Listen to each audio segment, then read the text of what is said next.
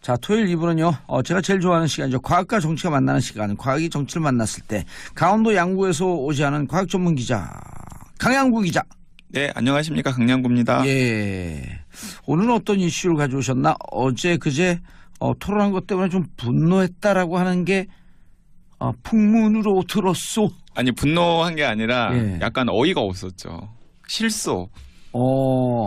정재승 박사와 유시민 전 장관이 나와서 한 가상화폐 토론 얘기하시는 거죠? 네, 약간 실소. 그리고 정말 정재승 박사가 너무 고생을 해서 예. 제가 상암동 달려가서 진짜 어깨 타독타독 하면서 저는 다음 주 맥주를 한 잔 사주고 싶더라고요. 다음 주에 네. 또 이제 제가 하는 한 프로에서 또 이걸 레전드로 설명을 해요. 모든 사람들이 자기가 들은 설명 중에서 가장 정확한 설명을 하는 것 같다. 아, 저한테 과외받은 대로 하셨어요? 그 강양구 기자한테 과외받았다 했죠, 제가. 네네.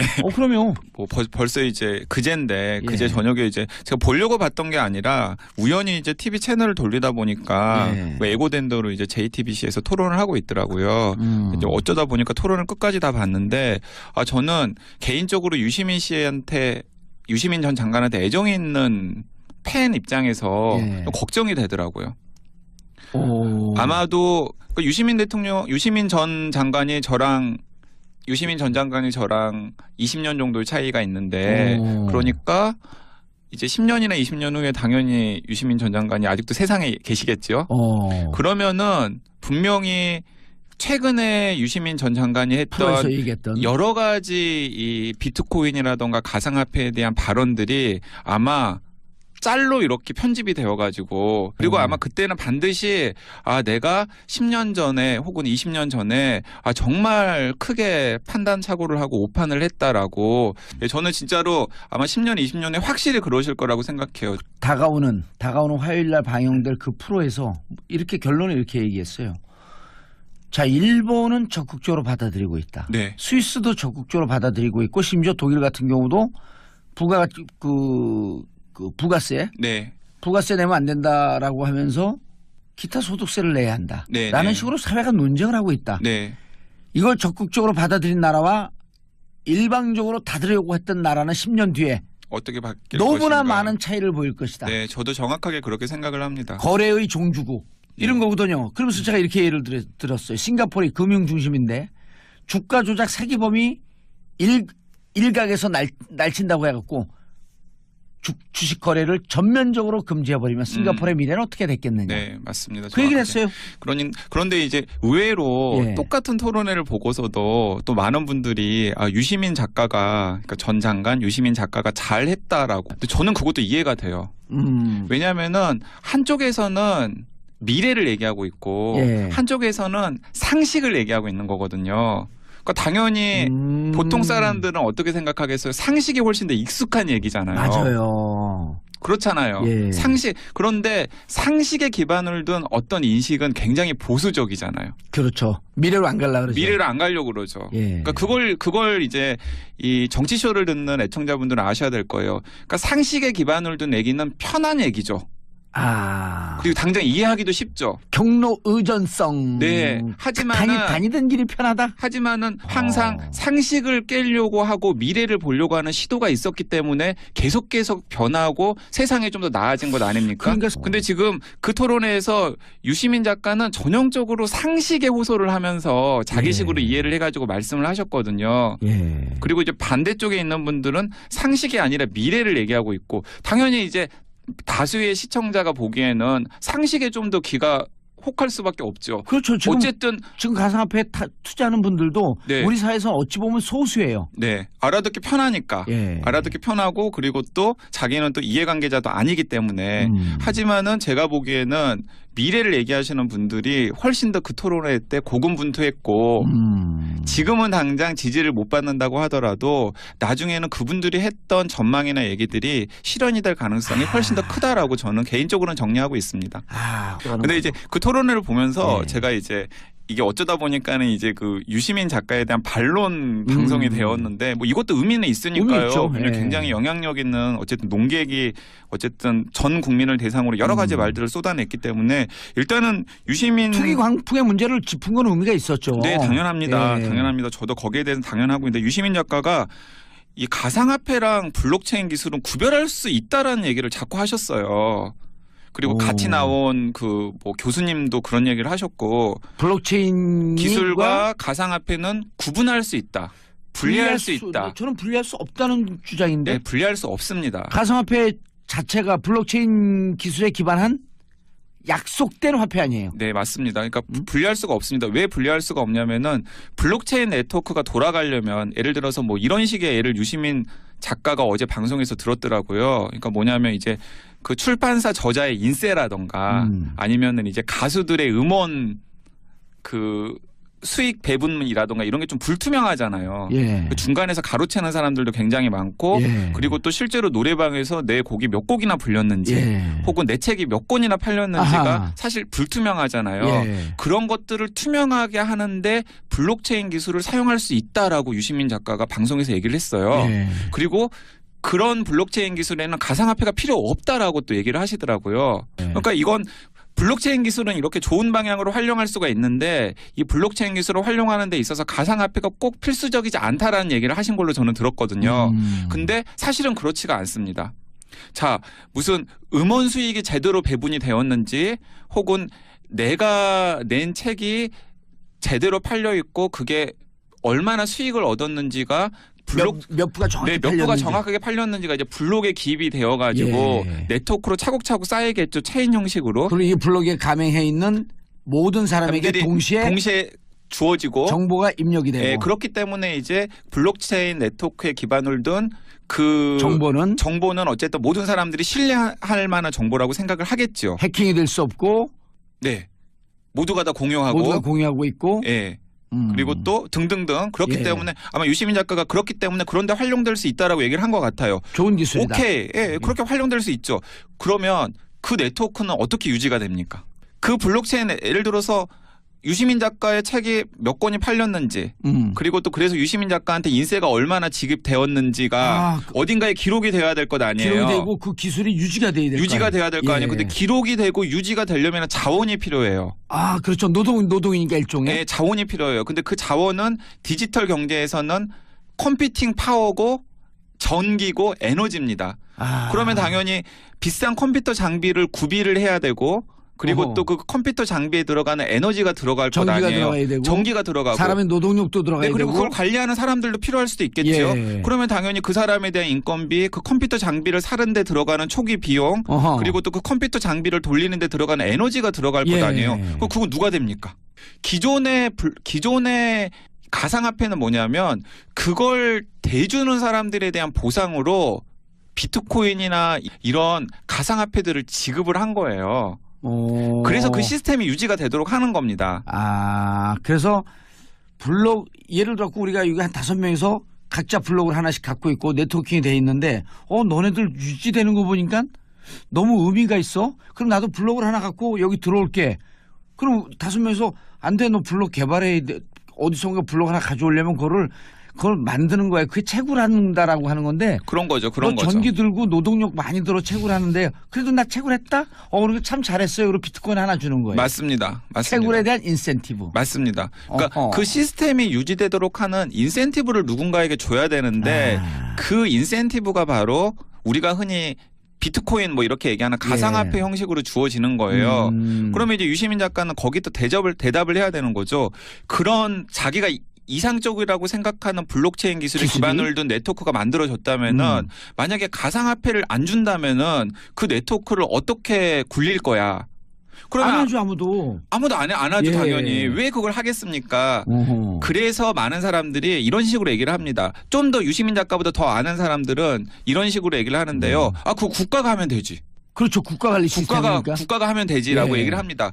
그러면은 그건 퍼블릭한 블록체인 네트워크는 아닌 거예요. 국가가 관리하는 폐쇄적인 블록체인 네트워크가 되는 겁니다. 블록체인이 되는 그러니까 거죠. 거기에 들어가는 돈은 우리들 세금이 거기에 들어가게 되는 거예요. 그러니까 지금 블록체인 네트워크가 의미 있다고 생각되는 건 뭐냐면 아무도 거기에 돈을 내지 않습니다. 하지만은 비트코인이라는 형태로 그 시스템을 유지하는데 자원을 투자한 사람들한테 돈이 가요. 인센티브가 가요. 그럼 그 사람은 비트코인의 가치가 오르면은 그걸 달러로도 바꿀 수 있고 원화로도 바꿀 수 있기 때문에 자꾸 그런 걸 하는 거예요. 그러니까 이제 그 시스템이 이제 굴러가게끔 그러니까 무슨 중앙기관이나 아니면 막대한 자원을 가진 기관이 개입해가지고 뭔가 무슨 자원을 쏟아붓지 않아도 그 시스템이 알아서 자동으로 굴러갈 수 있게끔 하는 구조를 만들었기 때문에 이 블록체인 기반을 둔 비트코인 시스템 같은 것들이 의미가 있다라고 생각을 하는 거거든요. 예, 그럼 외부에서 보는데 이런 궁금함 좀 있어. 이 외부에서 보는데 저 사람들 저 기술이 의미가 있어. 그 비트코인을 나도 채굴은 안 하지만 비트코인을 하나 좀 갖고 있으면 저 기술이 자꾸만 발전하니까 저 비트코인의 값어치가 좀 뛰지 않을까? 그러면은 이제 그것도 의미가 있는 거죠. 왜 의미가 있냐면은 가상화폐에 대해서 사람들의 관심이 높아지고 살려고 하면 예. 그것의 가치가 높아질 것 아니에요. 예. 그러면은 그 시스템을 유지하는데 자원을 투여하는 일 흔히 채굴이라고 하죠. 예. 채굴업자들이 늘어날까요? 줄어들까요? 늘어나죠. 늘어나겠죠. 왜냐하면 채굴을 하면 비트코인이나 이더리움 같은 게 하나라도 더 생길 텐데 시장에다가 그걸 내놓으면 그걸 원하는 사람들이 많거든요. 그러면은 자꾸 비트코인이나 이더리움 같은 것에 대해서 혁신이 생기는 거예요. 값어치만 올라갈 뿐만 아니라 기술에 대한 혁신이 생기는 거죠. 더 좋은 기술, 더 많이 응용할 수 있는 기술. 네, 이런 게 바로 선순환이라는 겁니다. 경제죠. 그러니까 예를 들어서 여기서 이제 우리나라에서는 가상화폐 거래는 도박이기 때문에 예. 유시민 작가가 어제 도박에 준해서 규제를 해야 한다고 얘기를 했거든요. 그렇죠. 아예 금지를 시켜야 한다고 얘기를 했거든요. 오호. 그러면서도 또 한편으로는 블록체인 기술은 있어야 되고 블록체인 기술은 개발을 시켜야 한다고 얘기를 해요. 앞뒤가 안 맞는 거죠.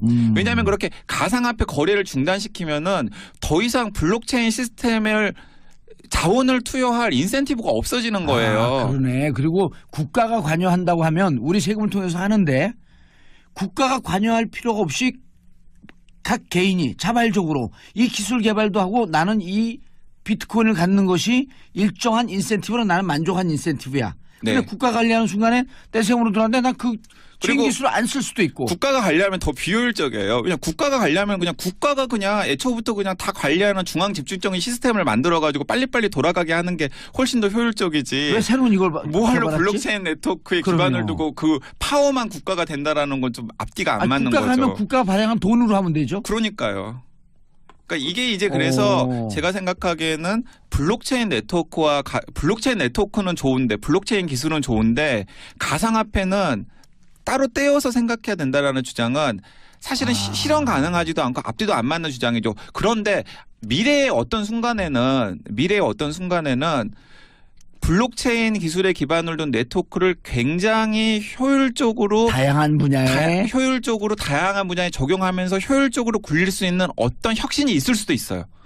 우리가 그걸 예상을 하는 거 아니에요. 근데 그런 혁신이 가능하게 하기 위해서라도 지금은 이 블록체인과 가상화폐 한 쌍이 원활하게 굴러갈 수 있도록 푸시를 해줘야 된다라는 게 저의 주장입니다. 바로 엊그제 나온 뉴스인데 노원구에서는 블록체인에 기반을 둔 노원구에서만 통용되는 지역 화폐를 만들어가지고 노원구에서 유통시키기로 했다고 하더라고요. 성남시도 한 발 더 나간대. 네, 그러니까 이런 식으로 이 블록체인 기술에 기반 그리고 노원구에서 당연히 화폐잖아요. 근데 이제 노원구에서는 이제 투기 우려가 있으니까 1노원당 1원에 이렇게 고정을 시켜가지고 지역에서 유통되는 화폐의 가치를 안정화시키려고 하는 이제 전략을 세웠더라고요. 그러면 이런 장점이 있네. 굳이 돈을 발행하지 않고 종이를 발행하지 않아도 내가 갖고 있는 핸드폰에 저장이 된다든지 이 1노원 그리고 1노원은 노원구 밖에서는 쓸 수 있는 가능성이 전혀 없거든요.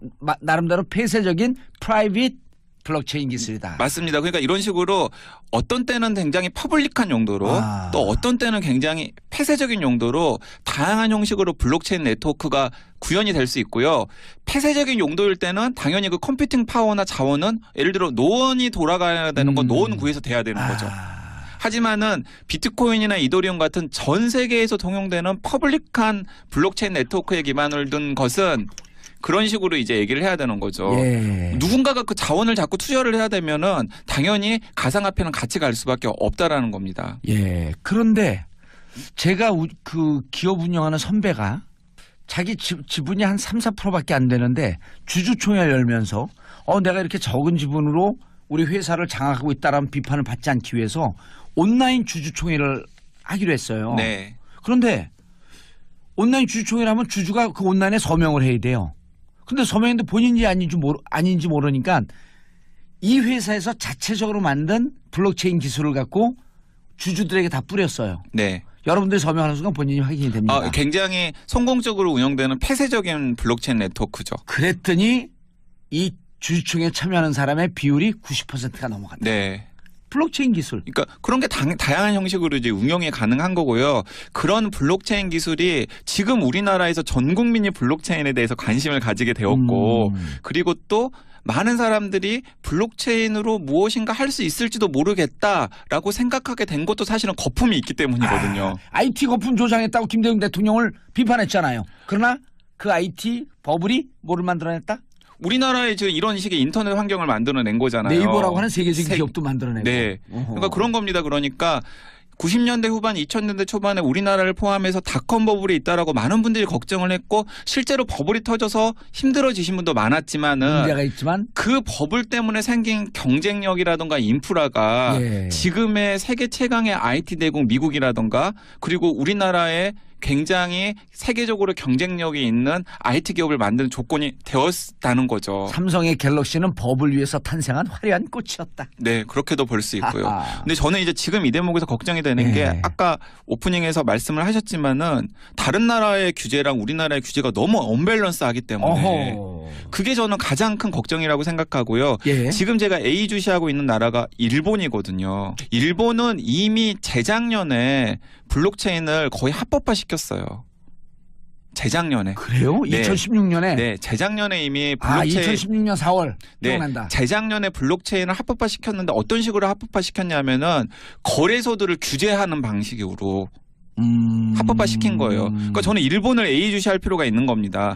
그러니까 일본은 한쪽으로는 이래요. 한쪽으로는 가상화폐 거래라던가 아니면 새롭게 가상화폐를 일본에서 굉장히 경쟁력 있는 가상화폐들이 새로 만들어지고 있거든요. 만들어지고 있어요. 네, 그러니까 새롭게 가상화폐를 만들도록 조장을 하고 그리고 또 그런 가상화폐 거래가 원활하도록 정부가 보증을 해주는 겁니다.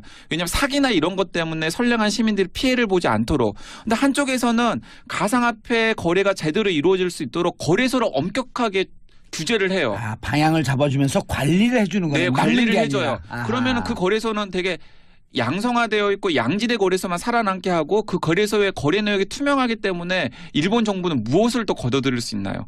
세금을 거둬들일 수 있는 가능성이 생기는 거잖아요. 과세를 하기 시작했죠. 네. 그러니까 한편으로는 세수도 늘리고 한편으로는 또 가상화폐 거래를 슬쩍슬쩍 적극적으로 푸시를 하면서 일본은 저는 이런 속내가 있는 것 같아요. 닷컴 버블 때는 그때 일본 경제가 완전 개판이었었잖아요. 그래서 일본이 승기를 잡지 못했지만 이 블록체인 관련해서는 우리가 승기를 잡자. 그리고 블록체인 기술에 대해 근거한 암호화폐가 한국에서 막 뜨고 있는데 한국에서 뜨고 있는 열기를 우리 쪽으로 가져오자.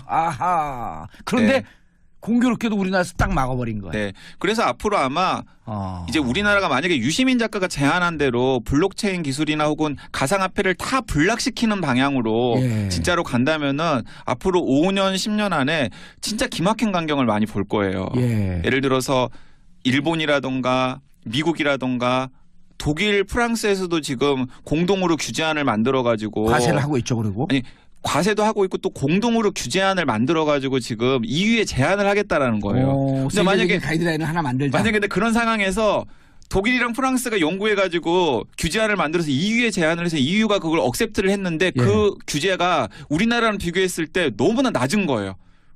그러면 어떻게 되겠어요? 우리나라 돈은 그쪽으로 나가죠. 다 그쪽으로 가겠죠.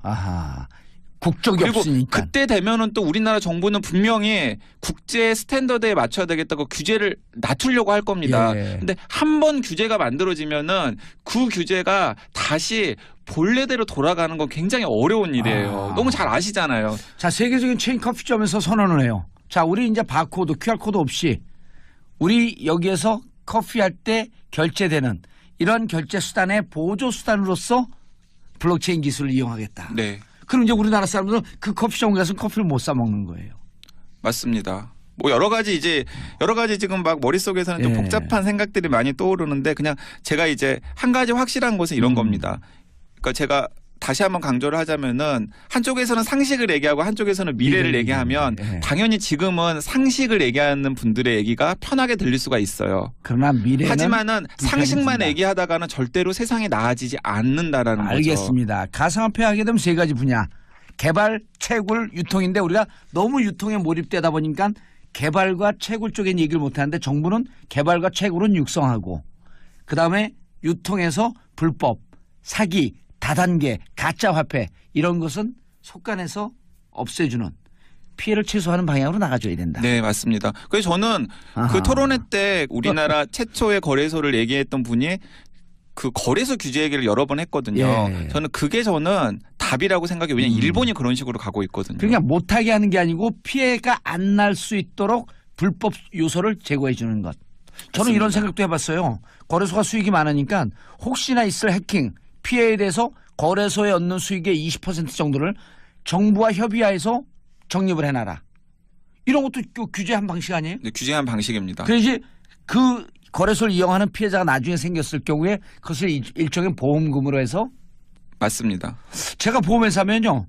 가상화폐 거래소에 대한 보험 상품 만들겠어요. 그리고 또 거래소가 굉장히 막대한 수익을 얻고 있는 것도 사실이기 예. 때문에 그 거래소 수익을 정부가 적절하게 환수해서 과세해야죠. 네, 과세하고 환수를 해서 그걸 가지고 이 새로운 블록체인 예. 기술의 혁신을 도모할 수 있는 기금 같은 것으로 만들어서 청년 창업이라든가 그렇죠. 아니면 청년 과학기술자들에 대한 지원금 같은 걸로도 사용될 수가 아니 있는 그리고 거죠. 버는 수익의 30% 내지 50%는 의무적으로 기술 개발에 투자해라. 네. R&D에 투자해라. 어허, 그런 게 좋은- 가능합니다. 아하, 알겠습니다. 블록체인 기술이 활용하면 나중에는 현금 영수증을 뺄 이유도 없이 우리가 쓰고 있는 모든 정보는 블록에 공동으로 입력이 되기 때문에. 네, 이 방송 나가면 아마 그 제 안티가 지금도 이미 있는데 네. 더 늘어날 거라고 그 생각하는데. 제 안티는 없으니까 제 안티 조금 있는 것도 다 가져가세요. 네, 알겠습니다. 감사합니다. 예, 오늘 너무 아주 의미 있는 방송이었어요. 늘 의미 있지만. 하지만 저는 유시민 작가 팬입니다. 네, 그것도 아. 제가 다시 한번 아. 강조드리겠습니다. 마지막으로 기분 나빴어요. 네. 제 팬 아니라 그래서. 아, 봉교사님 팬이기도 하고요. 네. 자, 저는 월요일 10시 5분에 다시 뵙겠습니다. 토요일, 일요일 주말 잘 보내시고요. 평화를 사랑하는 대한민국 국민 여러분 감사합니다. 땡큐. 피스 코리아.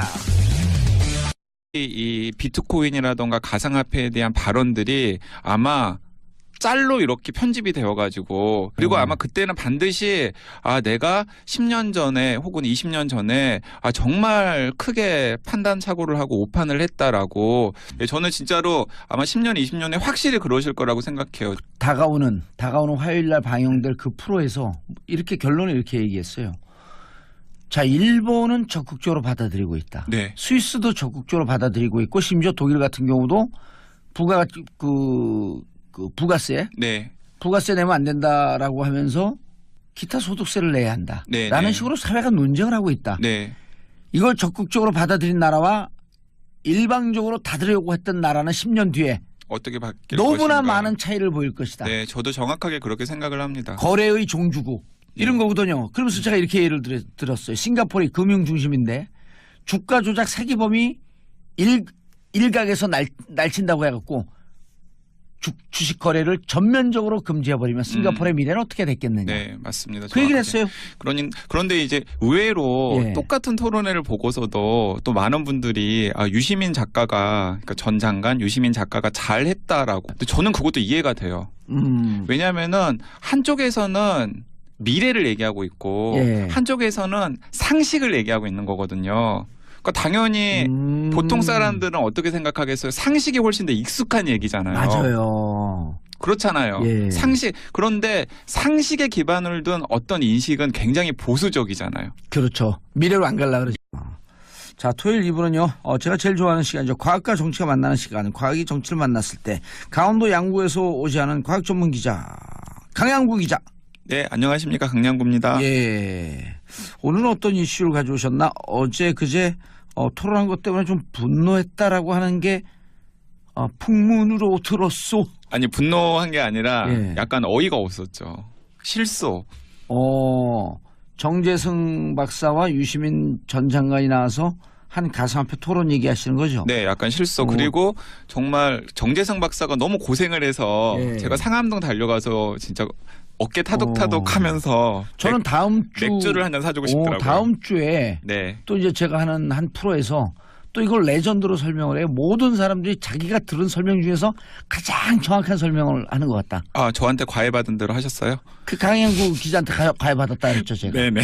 그럼요. 뭐 벌써 이제 그제인데 예. 그제 저녁에 이제 제가 보려고 봤던 게 아니라 우연히 이제 TV 채널을 돌리다 보니까 예. 뭐 예고된 대로 이제 JTBC에서 토론을 하고 있더라고요.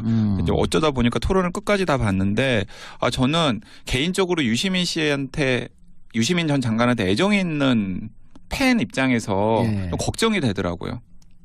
오. 아마도 유시민 전 장관이 저랑 20년 정도의 차이가 있는데 그러니까 이제 10년이나 20년 후에 당연히 유시민 전 장관이 아직도 세상에 계시겠죠. 그러면은 분명히 최근에 유시민 전 장관이 프로에서 했던 얘기했던 여러 가지겠죠. 해킹이 될 수 없고 네. 모두가 다 공유하고 모두가 공유하고 있고 예. 그리고 또 등등등 그렇기 예. 때문에 아마 유시민 작가가 그렇기 때문에 그런데 활용될 수 있다라고 얘기를 한 것 같아요. 좋은 기술이다. 오케이. 예, 그렇게 활용될 수 있죠. 그러면 그 네트워크는 어떻게 유지가 됩니까?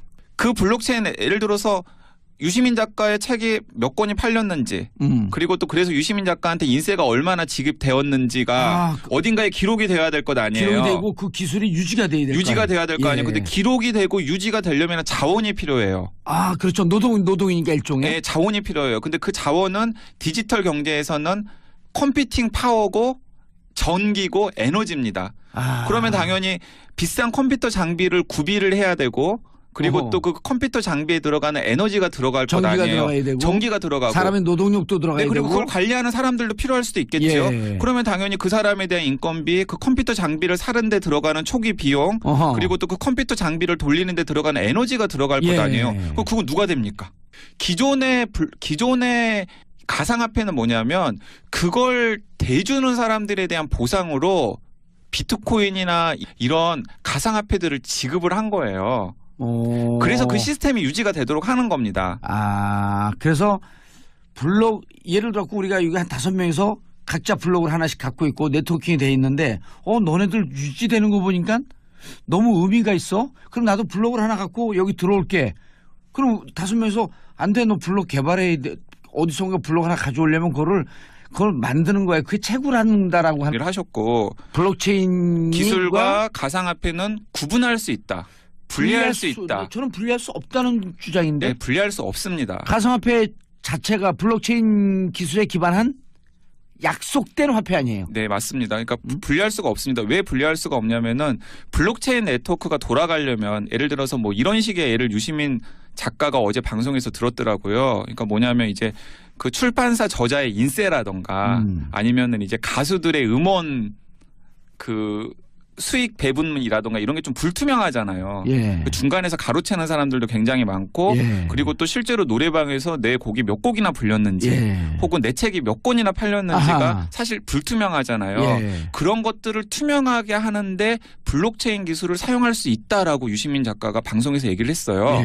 그리고 그런 블록체인 기술에는 가상화폐가 필요 없다라고 또 얘기를 하시더라고요. 그러니까 이건 블록체인 기술은 이렇게 좋은 방향으로 활용할 수가 있는데 이 블록체인 기술을 활용하는 데 있어서 가상화폐가 꼭 필수적이지 않다라는 얘기를 하신 걸로 저는 들었거든요.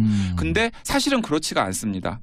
자, 무슨 음원 수익이 제대로 배분이 되었는지 혹은 내가 낸 책이 제대로 팔려 있고 그게 얼마나 수익을 얻었는지가 몇 부가 정확하게 몇 부가 정확하게 팔렸는지가 이제 블록에 기입이 되어가지고 네트워크로 차곡차곡 쌓이겠죠. 체인 형식으로. 그리고 이 블록에 가맹해 있는 모든 사람에게 동시에 주어지고 정보가 입력이 되고. 네, 그렇기 때문에 이제 블록체인 네트워크에 기반을 둔 그 정보는 어쨌든 모든 사람들이 신뢰할 만한 정보라고 생각을 하죠. 미래를 안 가려고 그러죠. 그러니까 그걸 이제 이 정치쇼를 듣는 애청자분들은 아셔야 될 거예요. 그러니까 상식에 기반을 둔 얘기는 편한 얘기죠.